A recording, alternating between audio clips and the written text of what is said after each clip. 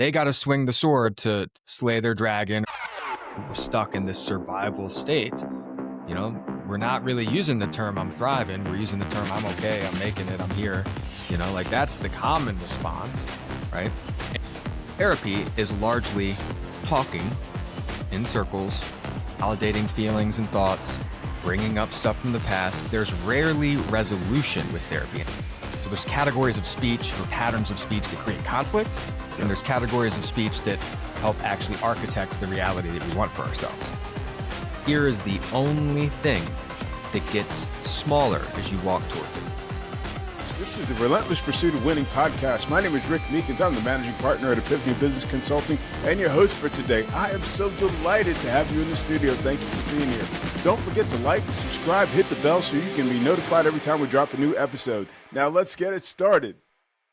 Folks, welcome to the Relentless Pursuit of Winning podcast. My name is Rick Meekins. I'm going to be your host today. And in the studio, we've got Dave Robinson. Dave, how are you today?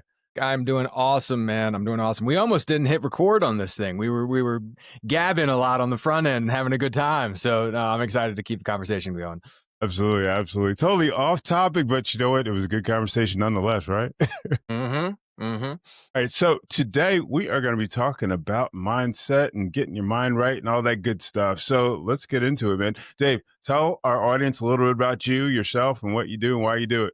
Man, so I'm a Richmond, Virginia native. I would describe myself as an adventurer, a lifelong entrepreneur. I've been a full-time coach since 2017. Prior to that, spent a little time teaching, spent some time in the advising world, financial planning world, but always had my heart and soul set on coaching. And so I started in fitness way back in the day, and I've transitioned to coaching solely mindset work over the past 5 years or so. And the modality that I use is called story work. So it's a specific modality that comes from a bunch of different places. It's kind of a combination of some cognitive behavioral therapy, some neuro-linguistic programming. There's aspects of journaling and breath work involved, but it's a way to help analyze and deconstruct the stories that we tell ourselves about ourselves in our life. And you can sub the word story for beliefs or narratives. And we're talking about the same thing. Yeah. I know as a business leader, I've done like some of that work, had some of those conversations, NLP and cognitive behavioral therapy. But I think that, from my own perspective, is the best way to say it enabled me to see things differently and pursue things in a different way. I would love it if you would kind of break down, and we'll talk about leaders in particular, break down like kind of how this kind of unlocks, I'm going to use the term unlocks, how this unlocks leaders, with their companies. Absolutely, man. I mean, listen, we all have stories, right? We all, to take it even one step further, use words and have thoughts, many of which, the thoughts at least, are unconscious or subconscious. And those stories or narratives or beliefs really dictate our view of ourselves and the world. And a lot of times what ends up happening is we have events in our life. This could be when you were 7 years old, 17 years old, 7 days ago, whatever. But those things, perhaps those events were hurtful or traumatic or even haunting. And that creates a sense of dis-ease in the body. There's stuck emotion, right? And I think a lot of people have heard that phrase, emotion is energy in motion. But a lot of times that might get stuck or stagnant or fixed. And so what story work does, being multifaceted and how it can positively affect leaders specifically, is we can go into those past memories and quote unquote work the story to get that stuck emotion up and out, so that now things are more flowing and we're now in the realm of affluence as opposed to just being stuck in a bound dance, so to speak.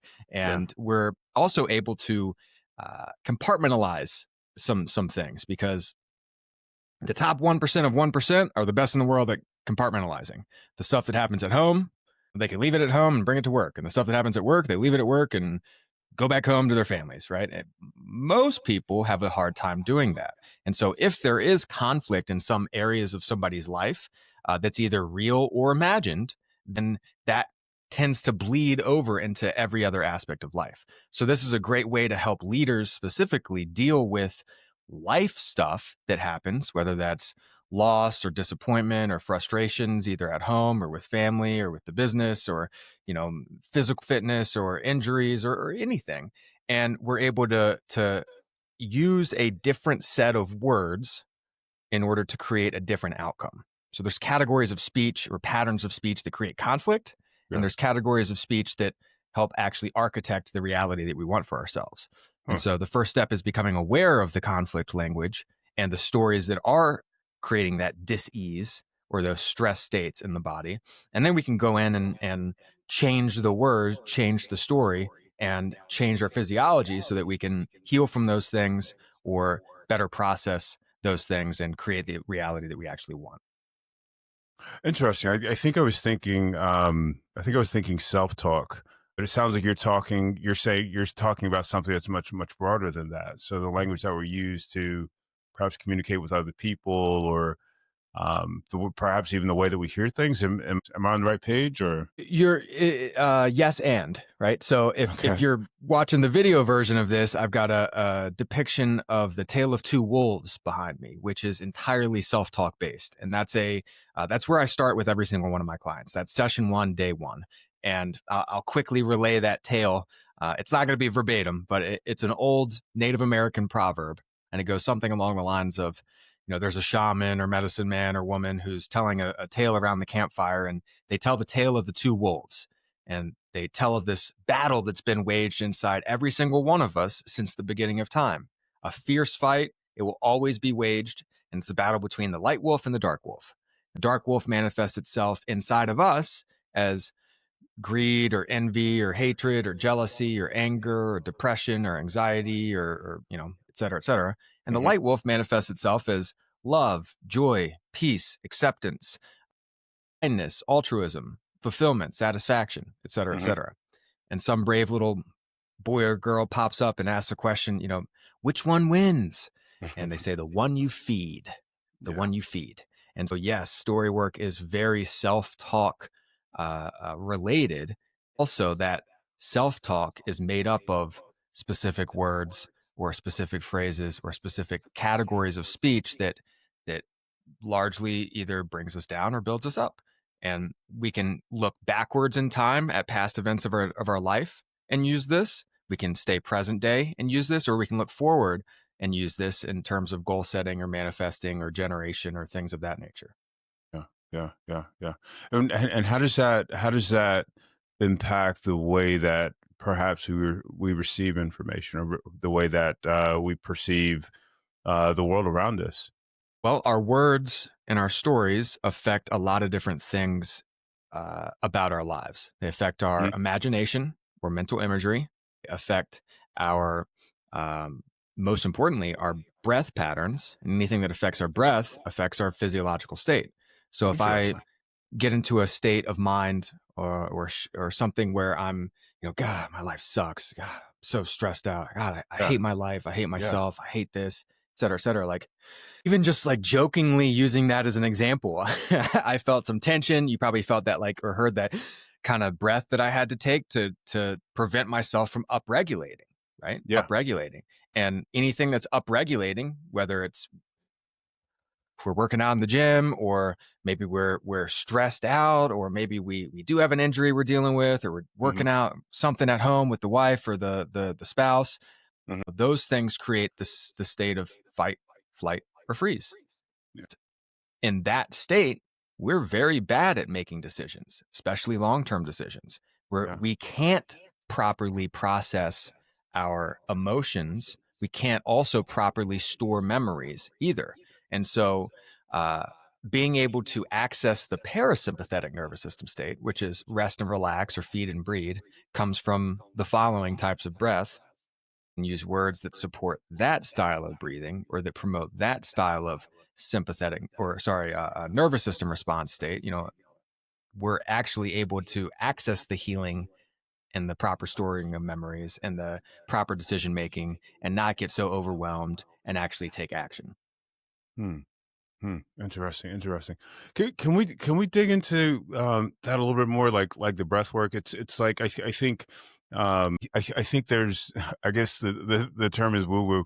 I think there's um some sort of woo woo connotation or belief around that. What is the thinking around that? What is the physiology around that? What is the mental um, benefits, of breath work? What is breath work?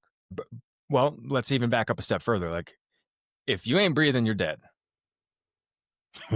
Period. Check that Right? box. Yeah, yeah, right. So, like, out Got of that one. all the things, I would argue that breath is the most important thing, right? And it's part of the Mhm. autonomic nervous system, like digestion, like blinking, but not like digestion and like blinking. I can take over blinking, right? Just like we can take over our breath and become aware of our breath. And ultimately, brain craves rhythm when it comes to the breath so that it can put it on autopilot, and it'll take that rhythm wherever it can get it. So maybe we get stuck breathing very shallowly, breathing in the upper chest, not accessing our diaphragm. Maybe our posture has something to do with this. We're kind of crunched over and, in this like protective ball type posture, versus being open. All of these things are going to affect how we breathe, how often we breathe, and with what style, so to speak. So breath work, like you said, can get a bad rap to a certain degree because it is something that can change your own state. I mean, a very common modality these days is a gentleman by the name of Wim Hof popularized a pranayama or fire breathing style of breath work that Mm. his big thing is get high on your own supply. I'm like, hey, you can breathe like that, do a couple rounds, give a squeeze, give an exhale, and like feel pretty darn good. Pretty darn good, right? But that's a very upregulating style of breath. What I'm talking about when I use breath work in the context of story work or in the context of actually calming our nervous system is accessing those deep diaphragmatic inhales with long exhales. As if somebody says they're out of breath due to whatever reason, it's not that they have too much oxygen in or they need to get more oxygen in. It's in fact that they have too much carbon dioxide. And carbon dioxide is the stressor molecule. And so when that builds up, we have to offload it to get those levels back. And ultimately, I think most people are stuck with poor breathing patterns, poor breathing awareness. They're stuck in their Mhm. heads. And if Mhm. I'm stuck too much, I worry too much, I got Mhm. anxiety, yada, yada. Well, we need to get out of our heads and into our bodies. And we can do that Mhm. through awareness of breath. And so what I do is towards the end of the session, I'm incorporating some low, slow, rhythmic breathing into the session so that that client can finally get fully into the parasympathetic state as it relates to whatever's on the screen. 99% of my work is done via Zoom and a Google Doc. So, when we're writing stuff down, we're actually typing it out. We're both seeing it on the Uh, same screen at the same time. And even okay. if it's a super traumatic story, by the end of the session, what we're doing is we're slowly pulling ourselves into this rest and relax state. And we're also creating distance and space between us and the story because we wrote it down and we put it on the screen and we're reading it. And now we're actualizing it with ourselves and we're moving through those emotions so that when we get to the end and we add the breath, we're chill, they're calm, and they're relaxed as it, even if it relates to the most stressful thing they've ever been through. It's Wow. pretty wild, Wow. actually. Interesting. Yeah, yeah. I mean, I think of, um, you're kind of taking the story out of you and then just putting it like elsewhere, and then almost like being okay with that. Is that kind of what I'm hearing? So it's a big part of it. And I've got a good analogy for this. We've all moved. If you've listened to this, you've moved to a new apartment or a new house or helped your buddies move or did it yourself in 100 trips in your little Hyundai Elantra, or most likely you got a moving truck, right? And you unloaded all, or Mhm. you loaded all the stuff from your house or your apartment into the moving truck, and you roped in a couple buddies to help you out, and you drove to your next house or apartment or condo or whatever. And we all have Mhm. had that moment, I think, where we open the back of the truck to unload it and take it into the new place, and we get that ugh, that sinking feeling of like, God, there's a lot of stuff in Light it here. on fire. This is gonna be not fun, right? And I think that's the beginning of any type of interpersonal healing journey as well. It's like, God, I got a lot of stuff to deal with. There's a lot of stuff from my past. There's a lot of stuff going on in life right now. There's never a great time, all things considered, where everything's easy, where it's like, oh, okay, now I'm going to start this. It's like typically there's a reason for starting this, and so the analogy I give is okay, like let's unload the moving truck together.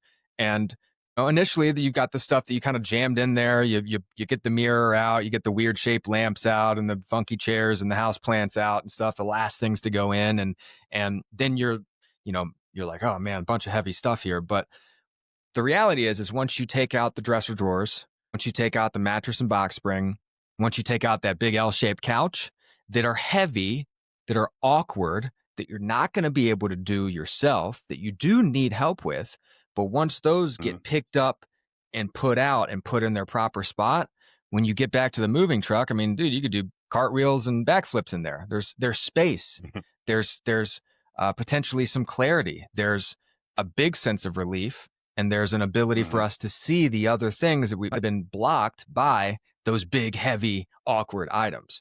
And so I mhm. take my clients into their innermost cave. I walk down there with them. Yeah. I walk into the cave with them. They got to swing the sword to slay the dragon. I can't do any swinging myself, right? They got to swing the sword to slay their dragon or to tame their dark wolf. But then we're going to come out of the cave together too. You're not getting stuck in there alone. And when we do come out, we're coming out with treasure, gold, elixir, aka lessons from that experience that you can take on to affect the rest of your life.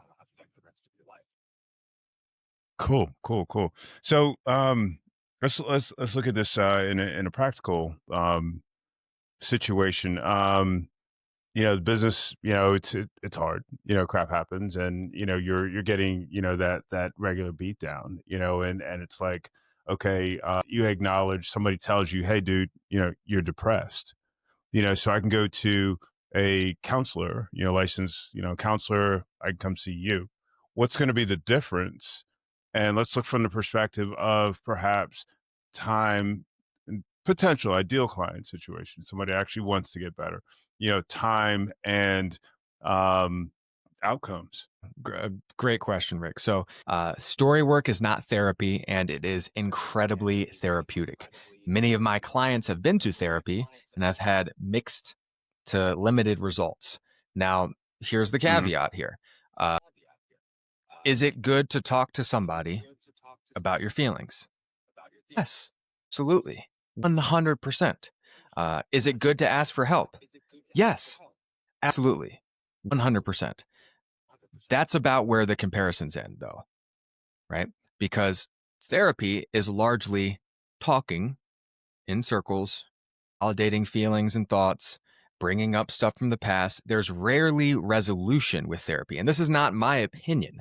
This is what I've heard from a feedback from hundreds of people, hundreds of people.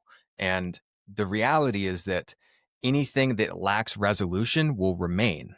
And so, what story work does in comparison to, counseling or therapy is going in there and putting a pin and a bow on these events and these stories. They're not getting brought up Yeah. again, right? Because we've actually moved the emotion through it and we've actually been able to downshift through it. We're doing way more than talking. We're writing things out, right? We're putting things on the screen. We're getting stories titled and typed, reading them out loud, not just talking about it over and over and over again. And now we're adding in Yeah. elements of breath work and then going in and actually changing elements of this story so that we can fully process it and move on. And what this allows us to do is, I work with clients in two different ways. I typically have a 2-month intensive or a year-long program. Hmm. My 2-month intensive is Uh-huh. more for folks that are, you know, they tell me, hey, I had this happen, this happened, this happened. Here's how I feel.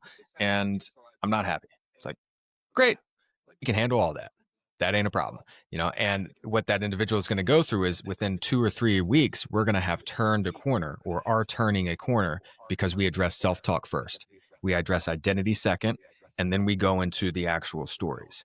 So instead of, hey, I'm depressed, oh, tell me what happened. Tell me what happened when you were 5, right? And I'm low, and now I'm digging even lower. I'm going to use this modality to have the tide raise the boats, so to speak, so that we've got the ability to feel good and feel like we're making progress and practice in between sessions, because anything that isn't practicable is not practical, right? And so now what we're doing is using positive self-talk, feeding the light wolf. We're actually able to get in there, start from a better place, dig in when we need Hmm. to dig in, but then put a bow on it and be done with it. And so Hmm. my year-long clients are folks who want to take this and expand on it, get into some of the stories that might be uh, medium, so to speak, easy, medium, Hmm. hard, right? And we maybe get into some more of the medium stories, and there's probably dozens of those, as well as deal with more life stuff. But those clients are also clients who want to get very, very, very clear on where they're headed and why. And I find as Yeah. men, specifically, as business owners specifically, we tend to just climb the mountain because we're climbing the mountain. This is the mountain we're on. We're climbing it. It's not Listen to you. that much thought that goes on into that, but maybe not realizing there's other mountain ranges out there, or maybe not really analyzing whether this is the right mountain to be camped at the top of, being scared to go back down the mountain to then have to go back up the mountain. And so a lot of people just know they're heading west, so to speak. Well, that's a large, it's an entire direction. That's not a specific point on a map, So I help people get the right path to get to that specific point on the map that they want to get to, and that typically can't be done in 2 months, but we can move a whole bunch of energy in that time frame if someone is in that depressed state. Most of the clients that I'm working with over the long term are coming to me in more of a, things are pretty good, and I don't know what I don't know, and let's use this modality to make things optimal. Awesome, awesome, awesome. It was that was really cool. Which mountain should be on? You get into that place where it's just like you're doing what you do. You started what you're doing because you had a vision, you had a purpose, and it's just like, okay, we're doing this, and then the journey's a lot harder. And you switch into this mindset. It's like, okay, one step at a time, et cetera, et cetera. But that vision starts to get a little bit, hazy, and then you start to get to a different point in your life where you're just like, hey, you know what? I don't know if this was what I signed up for, but this is what I do. So I love, that you talked about that. It's got to be quite that's got to be quite impactful for people. I mean, it's like you're literally helping them, shift. They're doing a brain shift. They're having a paradigm shift, essentially, of who they are and what they're about. They move from, inertia to, again, having some direction, having some next stage to move to. That is so It's the cool. best, man. That's It's the very cool. best. It really Yeah. is. And Yeah. Yeah. What kind of? Go ahead. no, I'm no, sorry. you please. I wanted to hear what kind of results, or what have you seen in terms of people just having that being unlocked, or having that awakening, and really taking off in a direction that they didn't they weren't aware of. I mean, you mentioned it earlier a second ago. It's like there are paradigm shifts that happen. I mean, ultimately, I'm here for impact, and um, the Yeah. results that people get are everything from, hey, now I don't want to kill myself, to now I'm actually in a spot where I love myself and I love my life and I love my family and I'm content and I'm happy with where I'm at. I have a lot of people leave their jobs or leave their careers or switch careers because they have this realization that, hey, this isn't the mountain I want to climb. And in fact, I've just been scared to take the chance to do the thing I really want to do. Right. Um, I've had people get over super traumatic or super haunting experiences that they have been going to therapy for years, or that have been haunting them for years, decades even. And cool, Yeah. it's done. That does not bring up those emotions that it used to anymore. Right. And that can be incredibly freeing and help lift the quality of life substantially in an instant. I've got clients who are professional ball players, a client in Major League Soccer. I've had a client who's a pitcher for one of the two New York baseball teams. And he's a great example of how self talk can affect um, even people at the highest level of sport or career or business. We met through a mutual friend in Brooklyn, and I was up visiting my buddy who was also my my future client's buddy, and we went out on the town lightly. I'm not a out on the town guy per se, but I did have a couple adult beverages and kind of waited until we were back on the poker table back at my buddy's apartment to shoot my shot, so to speak here. And the whole night this guy's talking about this relationship he had with this girl in college who, he had been out of school for 7 or 8 years. They'd been dating on and off for 7 or 8 years. They finally decided this is it. They ended it, and it was eating them up, man. It had been eating them up for, the past 6 months since that decision had been made. And here's a guy again pitching for a Major League Baseball team at the top of his game in the middle of the summer. So this ain't in the beginning of the season. This has been going on for a while. And I finally got the Yeah. courage to ask him, hey man, do you ever think about her or this situation like during a game? And he goes, oh God, I do. It's the worst. I see a pretty brunette on the Jumbotron or a girl behind the dugout in the bullpen and it's like, I just go think right back to so-and-so, Susan or Courtney or whatever her name is. Right. And, and we're all like, that sucks. I'm sorry. And then my follow-up question was like, you ever think about her while you're pitching in a game, like on the mound? And he goes, God, I try so hard not to, but sometimes I do. And I'm like, well, how does that affect your performance? And he says, I pitch mad, I pitch angry, and I lose control of my fastball. And I tend to hit batters or walk more, throw more balls. And I get pulled and I just don't know how to stop the story in my head. And, I made him promise that he'd get on a call with me the next week once we had had our day off, so to speak, and he did, and we were able to work that story, right? So all of this is something at home affecting our Hmm. work life, right? Even at the highest Yeah. level. But once we were able to Yeah. to once my client here was able to uh, actually process the emotion from that loss and that grief, and not being uncertain about the future, and having his future plans kind of get dashed because he thought this was the one, right? So now the mountain's all foggy and he has no idea where he's headed. He doesn't have any plans, right? He was able to Yeah. stress out way less. He was able to actually start to understand how to use his breath to bring his focus back in, and he stopped thinking about the brunette from college anymore. And that was 3 years ago. Now he's happily engaged, and he ended up going on to pitch at the Olympics. And great dude. Haven't talked to him in about a year and a half, but he's doing fantastic. And so um, it doesn't really matter what the sport is or what the profession is or what level of business or leadership we're in. Even parents listening to this, like, you're a leader in your family, and that's one of the hardest jobs that there ever is or ever was. And the physiological state we're in when we walk in the door, that matters. The stories we tell ourselves when things aren't Yeah. going well, or the kid's sick, or stuff at work just blew up, but you got to walk in the door at home at the Yeah. end of the day, like, that matters. And it matters more than just to us. It matters Yeah. to our legacy and our kids and their kids. And so this is a way to take the control back from life.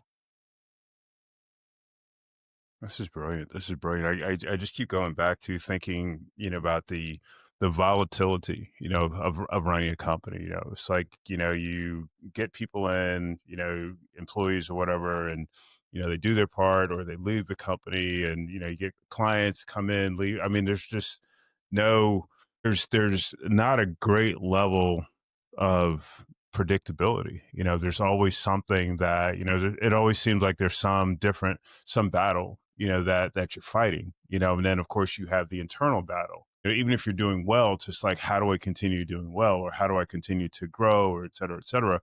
And that struggle is always there, and I think, as a leader, I mean, it'd be great, or it's great to have like these tools to be able to say, okay, you know what, this is the reality. This is, the way that things really are. My brain is telling me, it's like, hey, this sucks, blah, blah, blah, blah, blah. I'm stuck, but that's a choice.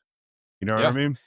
And there's different words that could be used to say, hey, you know what? Okay, this didn't work out the way that I wanted it to, but here are three other options exactly. or three other Mhm. things, or here's a different resource I can go to, that might help me find those options. I mean, this is I love what you're talking about. I really Thank you. do. And the really cool thing in my mind about this is it's not like, yes, as a leader, let's say as the business owner, you're dealing with all that stuff and it is most likely more complex. Hmm.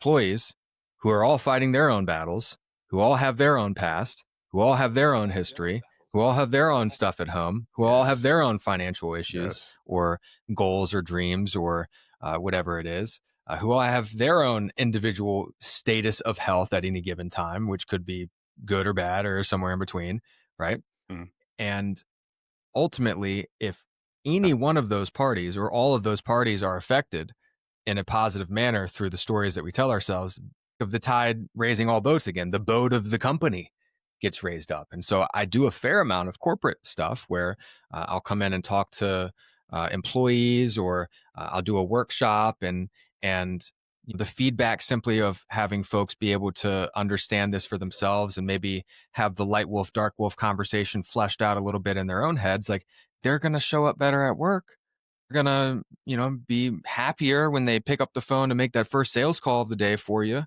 right? And more confident. And we all want that. And so ultimately, this can affect every level of the company. And whatever level gets positively affected, again, the tide is going to raise. So it's not just for the business owner or just for the Right. leader either. Sure, sure, sure. That totally makes sense. It totally makes sense because the more people you have on the same boat, Exactly. rowing the same Exactly. direction, the faster you'll get there. I love that. I love that.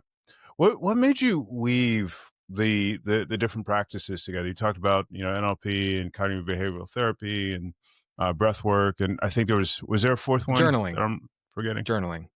Yep. And journaling. Yeah. What made you weave all this together? I mean, it seems like each of them on their own has um it they work. I think they all on their own will do something. Like, is it good to write stuff down? Yeah. Uh huh. There's only 3% of people in the US has written goals. This is from an ongoing 30 plus year study at Harvard. 3% of people have written goals, and you're up to 10 times, 1,000% more likely to accomplish something if it's actually written down. Because what's the difference between a goal and a dream? The goal is written down, right? Here's the kicker though, most people don't write down their fears. Most people don't write down the bad stuff that happened to them. Okay. Most people don't even write down any of the thoughts that they have on a regular basis, right? Is meditation great? Yeah. Is talking about your problems great? Yeah. Is breath work great? Yeah. Is reframing the story great? Yeah. What if we combined 6 things that are great into one different modality or one thing in a 75-minute session, but do so strategically so that at each step we're getting closer and closer to the end goal, which is down regulation and this access to this parasympathetic so that we can heal. Because think about it from an evolutionary perspective. We'll start in modern perspective here. If you polled 100 people, I think 99 of them would Hmm. answer yes to the question of, are you stressed out on a regular basis? Agree? 99 out of 100 Right. people would probably say yes Yeah. to, like, hey, are you stressed? Yes. Okay, well, stress is by definition sympathetic nervous system response. Chronic stress, long term stress, leads to dis-ease or disease. Right? That's a scientific fact. And acute stress is okay. That's what we're doing in the gym. We go in and we work the bench and we, give our pecs and triceps and shoulders an acute stress, a manageable load, and then we recover and then we come back and we're a little bit stronger. Acute stress is okay.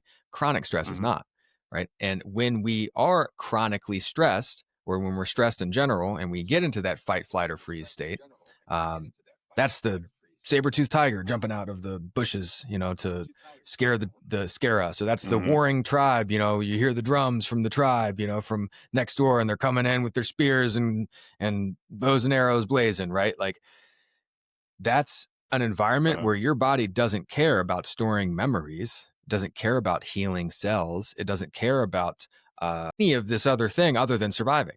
And so I think many of us in this modern day world, especially the modern Western world, we're stuck in this survival state We're not really using the term I'm thriving. We're using the term I'm okay, I'm making it, I'm here. Like that's the common response, right? And we ain't going to Yeah. thrive unless we're in that state. Not going to heal unless we're in that rest and relax state.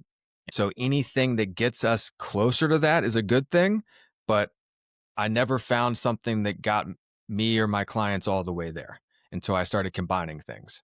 It's like if you want to lose a bunch of weight, it's like, yeah, diet would be great and working out would be great and getting some time in the sun, drinking good water would be great and sleeping would be great. And any one of those in a silo would help. But ultimately, it's the combination of those factors that lead to the outcome that we desire. So it was a process of pulling us and really gathering in things that worked and layering them in the appropriate order and then using the power of the words to anchor it all in. Interesting. Wow, that's a lot, dude. This is great. This has been great. This is great information. I love this conversation. Is there anything you want to say to our audience? I mean, we're running out of time. I have to like say, okay, I can't go down this road because that'll be another 15 minutes. I could take it. So give me a good nutshell we can Okay. leave our So, audience with. If you're listening to this, you can answer this question in your head too. But Rick, if I say abracadabra, what do you think of? First thing, every time, buddy, every single time, 1,000 times out of 1,000, that's the answer. You think of magic, right? And that's an Aramaic term. It was one of the two languages, or more than two, but one of the languages of the Old Testament. It's over 5,000 years old. Is known all over the world. And it means with my word I create, or with my word I influence. Dabber, by definition, with my word I create, or with my word I influence. Magic, right? We all took spelling as kids. Spelling is the, middle school, primary school, it's the formation of words. And, how do you actually like create the Right. actual words? Well, the definition of a spell is a word or collection of words of great influence. Abracadabra, with my words I create. When we speak, we are casting spells. We're casting words of great influence, whether we are consciously aware of this or not, whether that's working with, light magic architect language, or whether that's working with dark magic, so to speak, and feeding the dark wolf. And, now we're using conflict language that creates conflict internally or externally, right? And so when we become aware of the words we use, when we become aware of our speech patterns, when we can change the big crux major story and get that big hurt, that thing that you think about right before you go to bed or right as you're finally chilling, it's like boop, that pops in, you're like, and that stresses you out, and then now you can't sleep, and yada yada. When we deal with that, face it head on. Fear is the only thing that gets smaller as you walk towards it. Think about that mountain range, that we were talking about earlier. When it's way off in the distance, it's really small. And you drive closer and closer and closer and closer and get up right to the base of the mountain. You look up and it's huge. Fear is the exact opposite of that. As we get closer and closer to it, as we look at it, as we enter that cave, as we start swinging on that dragon, with that sword, as we start making blows and making connections and coming out with that gold and that elixir and those lessons, it feels so good, man. And it can help so many things get better in people's lives. And it all starts with the words we're using and the stories we're telling ourselves. Awesome pearls, man. That's gold, man. Thank you. Thank you very You're much. welcome. Ladies and gentlemen, this has been another great episode of the Relentless Pursuit of Winning podcast. Dave Robinson, you're the man. Thank you so much. Catch you next time, folks. See you, man.